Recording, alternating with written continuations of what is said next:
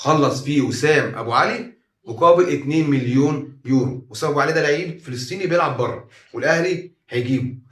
طيب زي الفل، ب 2 مليون يورو، مليون ونص يورو، 3 مليون يورو، مفيش مشكله، قادر تدفع ادفع، مفيش مشكله.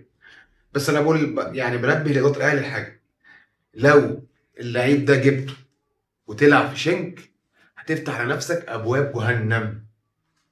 ابواب جهنم خد بقى عندك بقى نفس الاسطوانه الحمضاء اللي احنا بنسمعها من الجمهور واللي انا منهم والاعلام. الاهلي ما عندوش لجنه تعاقدات، مجلس الاداره مش عارف يجيب مهاجم، ازاي رئيس النادي كان احسن مهاجم في افريقيا مش عارف يجيب مهاجم، ومش عارف في ايه، في مصالح ومصالح والكلام من ده كله. هتلاقيه هيحصل لو اللعيب ده جه وفشل.